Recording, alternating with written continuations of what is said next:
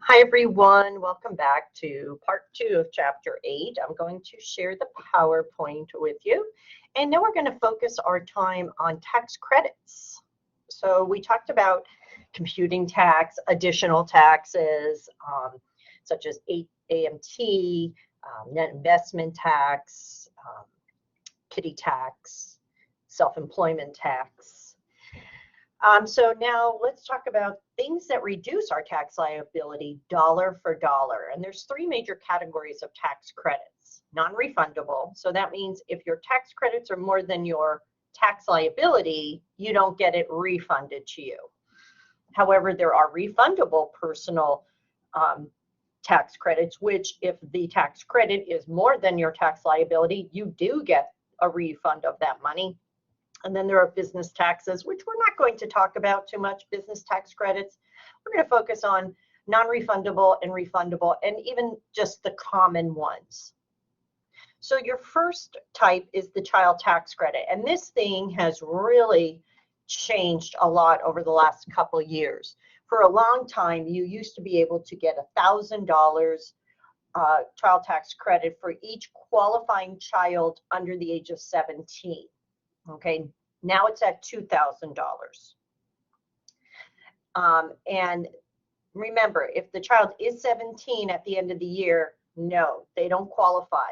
So it's a dependent, qualifying child dependent who is under age 17, $2,000.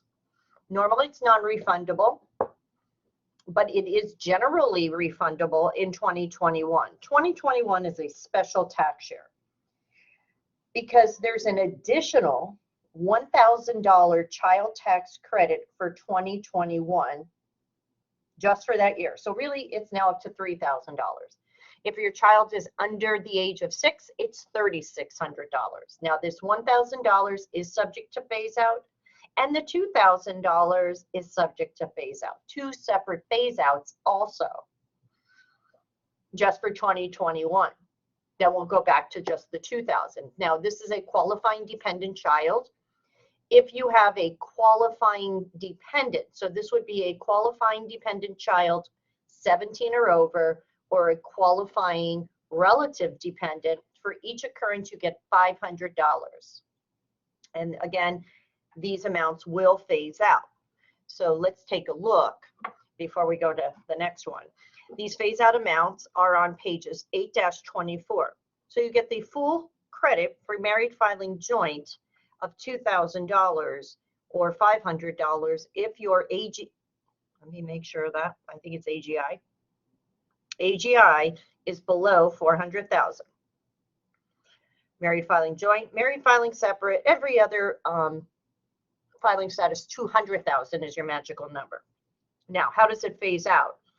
Your phase out will be $50 for each $1,000 or portion of your AGI exceeds the threshold. Okay, so we're going to take a look at a quick example. Now, this is your normal calculation. We'll talk about this special 2021 item in a second. So let me actually go back here. So we're still on this slide. So this is our calculation here. Ellen and Duran are Courtney's qualifying children. Courtney may claim the base $2,000 child tax credit for Duran because he's under age 18 at the end of the year. Now, there's something else that 2021, I'm sorry, you get to be 18 or under 18. Okay. All other years, it'll be under age 17. Sorry, I forgot about that little change too. And then Courtney cannot claim Ellen for $2,000 because she's not under the age of 18, but she can claim $500 because she is a qualified dependent. What amount of the base tax credit is Courtney allowed to claim for Duran and Ellen after accounting for the credit phase out? Well, $2,500 because her AGI is $187,000. And that's from Exhibit 6-5.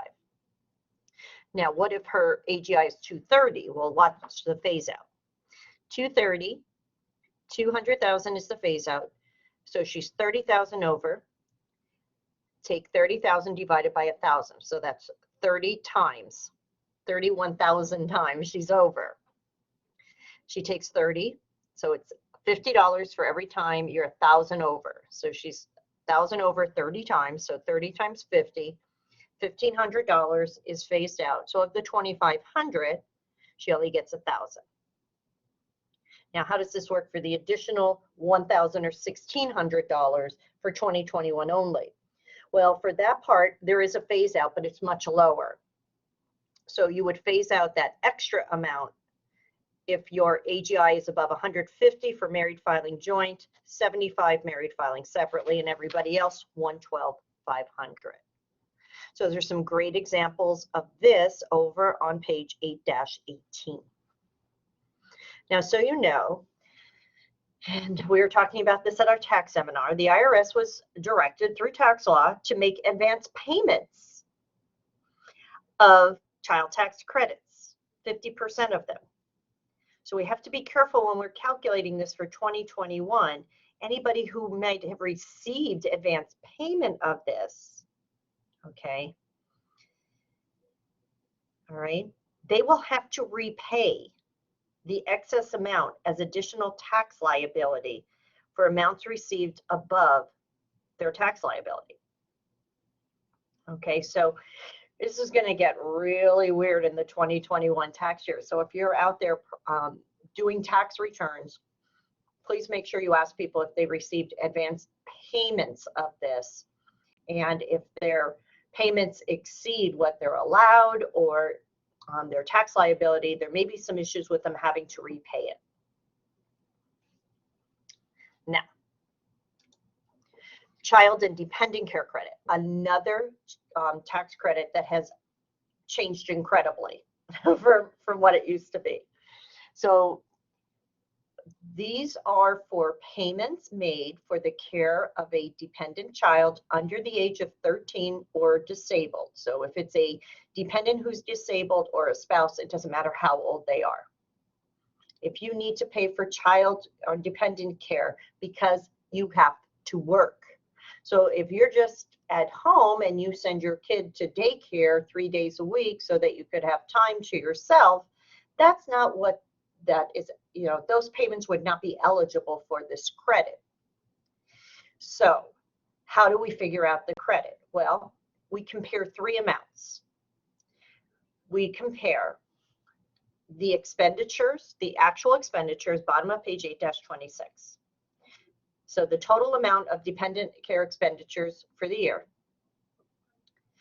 the maximum amount you can take per law, 8,000 for one, 16,000 for two or more. So that's the maximum expenditures for 2021 only. That number goes down to 6,000 after 2021. The 16,000 goes down to 6,000. And then compare that to earned income. They don't have that on here, and I don't like that. So it'll be actual expenditures, 8,000 for one qualifying person, or 16,000 for two or more in 2021, or earned income, whichever is the lowest amount. Now, if it's a husband and wife, it's the earned income of the lower paid spouse. So you compare those three amounts, and that's the amount that's eligible to be used to calculate the tax credit. Your actual tax credit is calculated based on your AGI. So if your AGI is below 125,000, 50% of the lowest of the three amounts is allowed as a tax credit. And then that percentage decreases as your AGI increases. So let's look at some examples here. Suppose this year Courtney paid a neighbor $10,000 a care for her 10-year-old son, Duran, so Courtney could work. Would Courtney be allowed to claim the child and dependent care credit? Absolutely. Now you want to make sure the neighbor puts that $10,000 on their tax return as income. But what we will do is say, okay, first of all, it was for her to go to work, and he's under 13. And he is Courtney's dependent. Okay. Now, how much can she take? Next page. If her AGI is 187,000, well, we compare her earned income from her job, which obviously is probably it's 160, it's 180, 800, her actual expenditures 10,000, or the maximum allowed by law for one dependent, and that would be $8,000. So of those three amounts, we would use the 8,000 to compute the credit. Now, we would look and say, well, where's her AGI?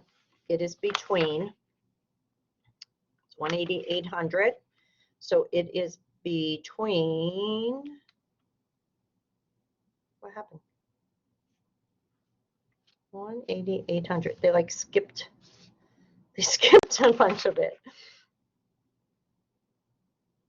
AGI over 183,000. Oh, to 400,000. There we go. 20%.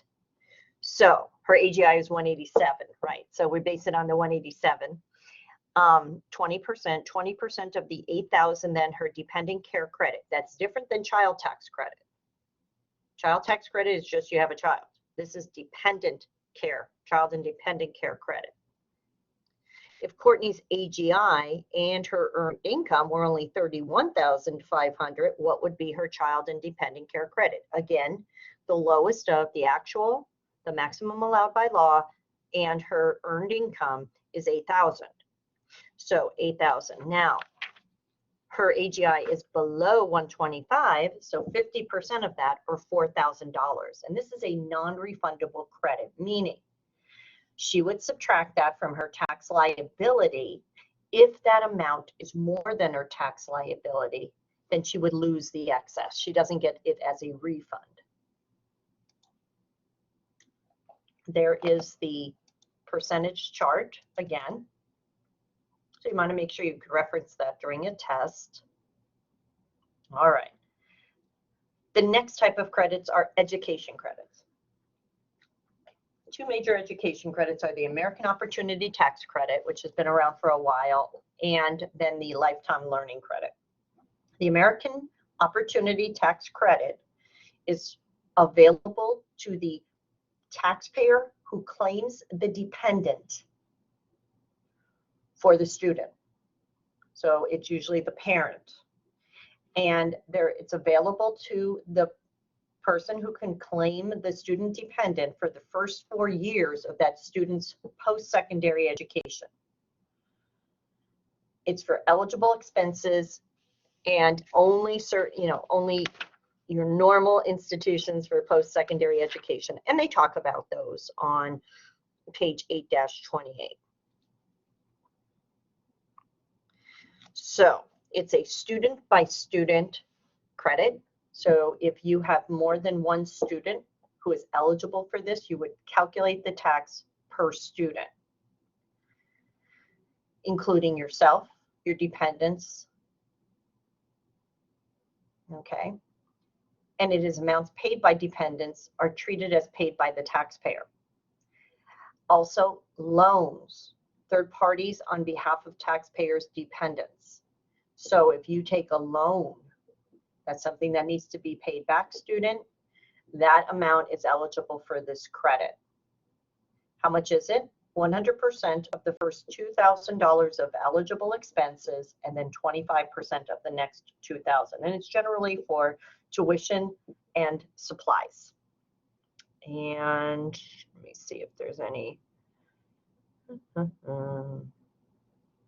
So you have to be in, one more thing is post-secondary education at least half time. Tuition fees, course materials, including cost of books and other materials needed for courses of instruction. Okay, so we're generally talking trade schools, college universities. Now, this does phase out, this credit, and it's based on your AGI. So for taxpayers who are single and non-married filing joint, between $80,000 and $90,000 of AGI is when you phase out. For those who are married filing joint, you phase out between $160,000 and $180,000 of AGI. Some of it may be refundable if this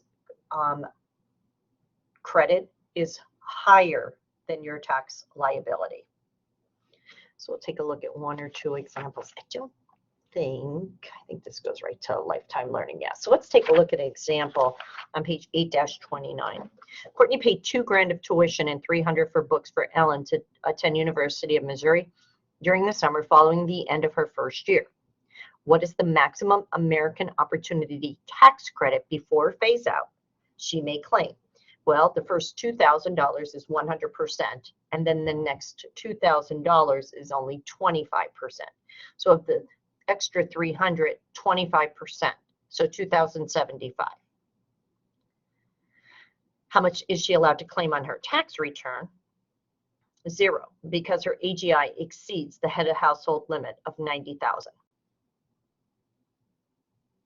What if she was married filing joint and her AGI was 162,000? Well, her AGI is in the phase out range. So we would take the difference between AGI and the lower end of the range, 160, 2,000 is the excess, divide that by the phase out range of 20,000. So 10% of it would not be allowed. So if the 2,075, 10% would reduce it, or 208, to 1,867. Suppose Courtney could claim the 1,867. How much of it would be refundable? 40% of it. Okay, so that's how that works. And again, it's a per student basis. So you would say, okay, how much expenses do we pay out of pocket? Okay, 529 plan. Loans. So anything that is not going to be paid back per se, like a scholarship or grants that do not have to be paid back, are not included in this calculation.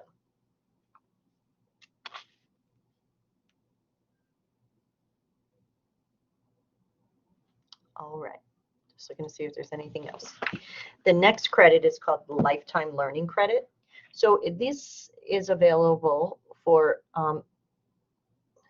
much more expanded amounts, meaning people that are going to school part-time, beyond that 4th year in school, just taking a class. You don't have to be, within a program.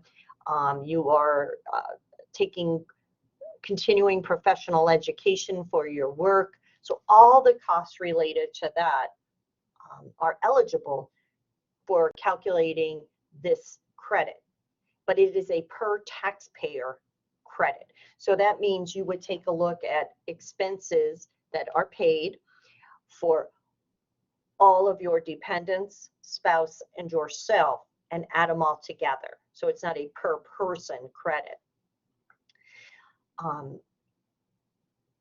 The maximum amount eligible are costs up to $10,000 times 20%, or a $2,000 maximum credit. Again, they phase out in the same range as the AOTC.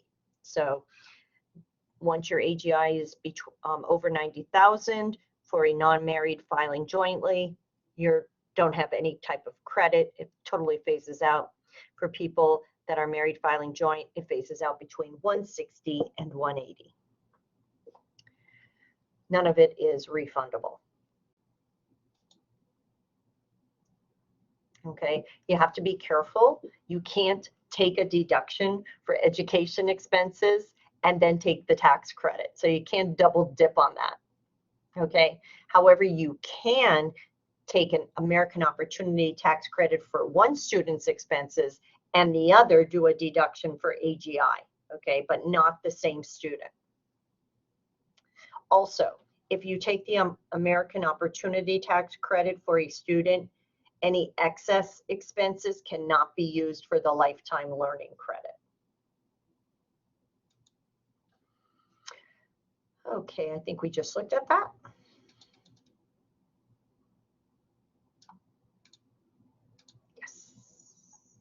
Okay, we looked at that one. So, all right. So I think this is our final. Yeah, our final tax is a refundable tax, and it's called the Earned Income Credit. It's actually a negative income tax. So to be eligible for this, you must have earned income.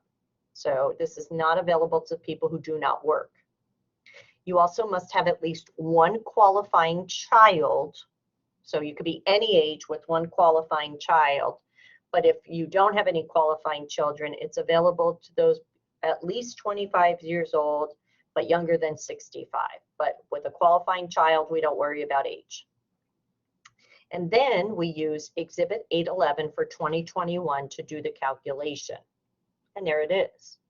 So here's how we read this. If you have no qualifying children and you are married filing joint, the maximum earned income that's eligible for a credit is $98.20. The credit is 15.3% of that.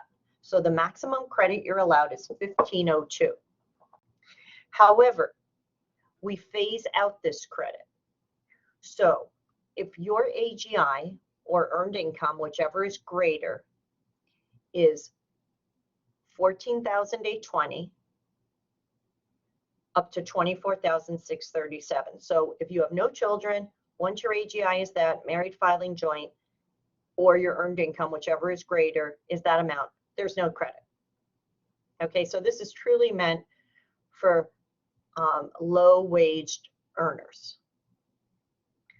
But if your AGI goes, or earned income, whichever is greater, is above $14,820 but below $24,637, okay, then you would take and phase out the excess above $14,820 by 15.3%.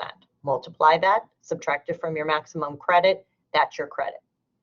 You would use this the same way, but now the calculation is based on how many children you have.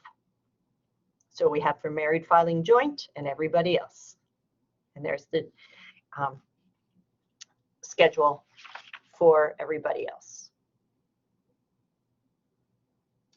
Okay, so let's take a look and calculate. Example 823. Courtney's earned income for the year is $180,800. Wait a second. She's not getting any earned income credit. Okay, so the first one is like, yeah, sorry, Courtney, you're not getting any earned income credit. Your income, she has 2 kids. So we're going to use this schedule, 2 kids. Once your income AGI is above $47,915, you're not eligible for the credit.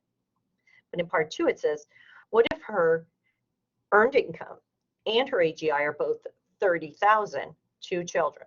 Ah, okay. Well, now she's between the AGIs for phase out. So what we do is we say, okay, what's her maximum credit? $59.80. Take her AGI or earned income, whichever is greater, they're the same, 30,000, subtract 19,520. Okay, 19,520, the difference, 10,480 times 21.06. She phases out or reduces her maximum credit by. So 59.80 minus the 2207, her earned income credit is 37.73. Now what's great about this?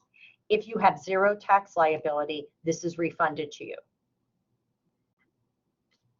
So if Courtney owed no money at all on her tax return, her taxable income was 0, her tax liability is 0, she would get this money refunded to her. This is one of those tax credits where we see a lot of people committing identity theft. Okay, so they're trying to get the taxpayers' information in order to file for this credit. Now this is brand new, and I got to be honest with you guys, this is the first time I'm reading through it. So let's see what it is. It's an individual recovery credit to provide additional tax relief during, oh, this is the, this isn't new. This was the stimulus checks. All right. So it's the individual recovery credit. It only applies in 2021. You're eligible for $1,400 credit for eligible taxpayers plus $1,400 for each dependent. And it's subject to phase out. There was an advance payment of the credit based upon a taxpayer's prior return. So this is available to people who may not have been able, who may not have received it. So now we're going to allow them to get that money. Taxpayer is not required to repay excess advance payment. So if they received more than they should have, we just ignore it. And if the taxpayer receives a lower advance payment amount than allowed, the taxpayer can claim the additional amount allowed as a credit on their 2021 tax return. So it's really out there for people who didn't get those advance payments for recovery during COVID. So that's why I didn't see it before. Take a look at page 8-33. We have there, assuming Courtney and Graham had their same respective AGI in 2020 as in 2021, 187 and 15,590 respectfully. What is their individual recovery credit? 0 for Courtney. She phased out. Phases out at 120,000. Sorry, Courtney. But Graham,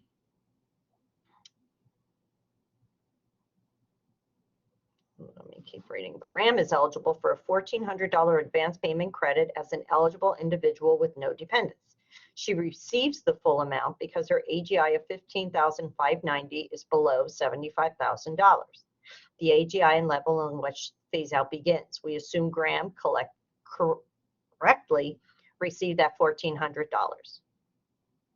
But if she didn't receive it, or if she received less than $1,400, we can have her use the excess as a credit. Refundable.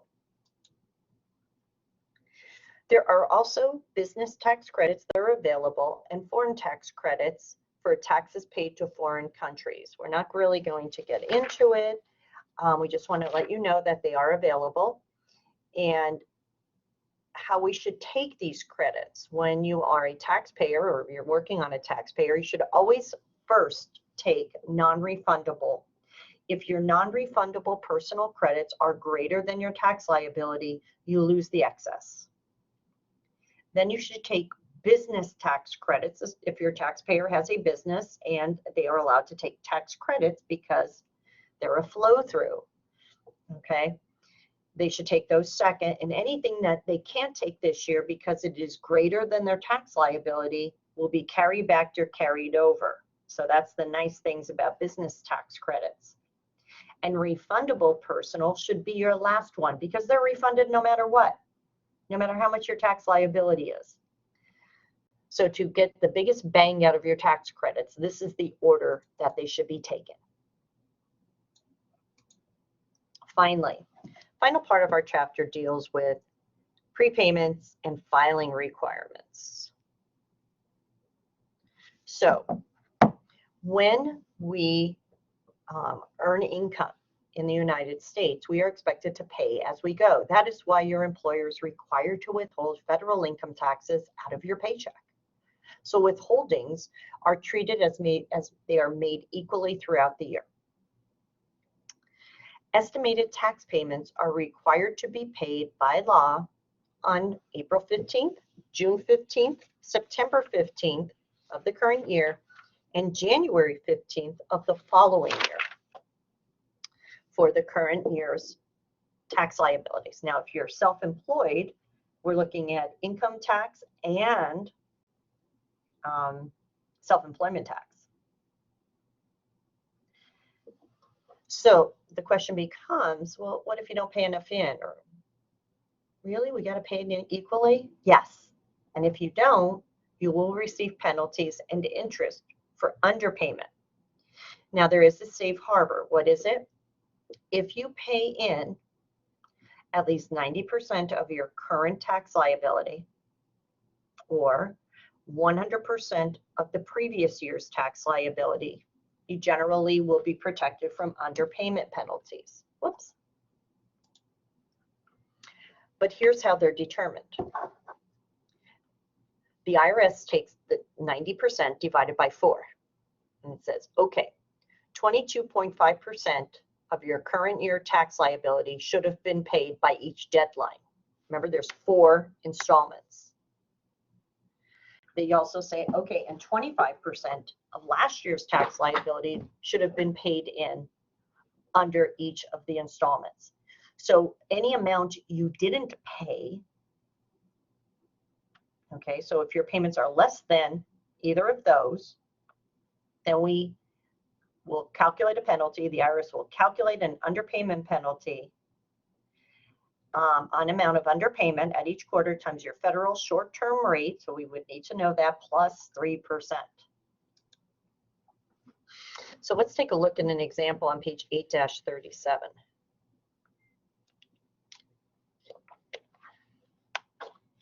Because all Courtney's prepayments were made through withholding, the payments are treated as though they were made evenly throughout the year.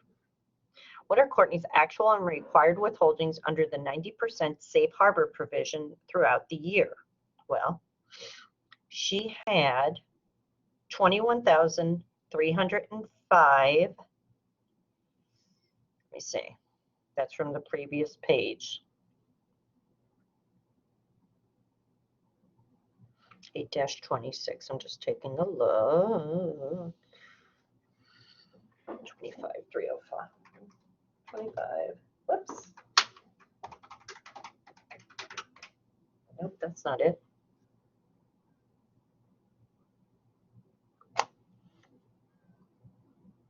See example 8-26. Let's go back there. Okay.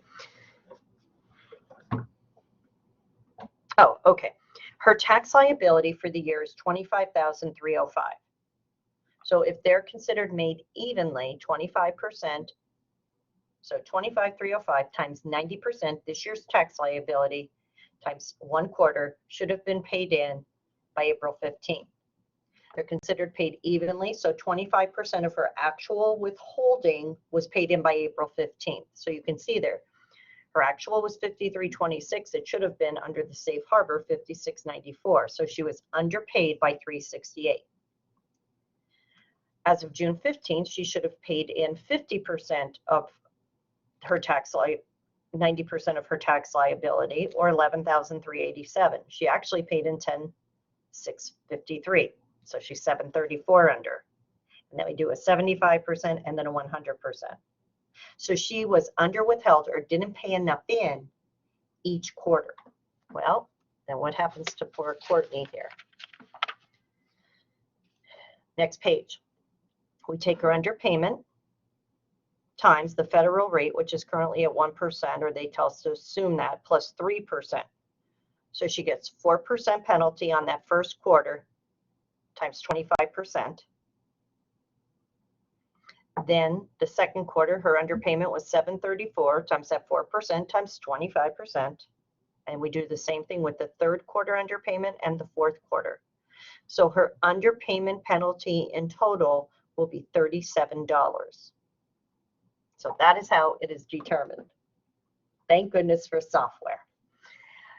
Individual taxpayers are required to file a tax return only if their gross income exceeds certain thresholds. We've talked about that with the standard deduction.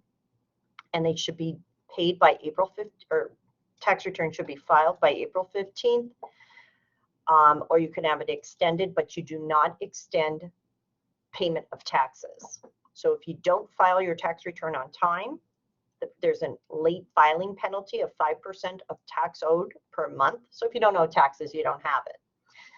But up to 25% if not fraudulent, 15% of tax owed per month, up to 75% if fraudulent. And then there's the late payment penalty. So if you don't pay your entire tax owed by the due date of April 15th, 0.5% of the tax owed for each month. So you have an underpayment penalty, a late payment penalty, and then a late filing penalty also could be assessed. So quite a bit of stuff there. So the moral of this is get your payments in on time and your tax return. So Courtney filed her tax return on April 10th and included a check with a return for $4,037. The $4,037 consisted of her underpaid tax liability of $4,000 and $37 of underpayment penalty.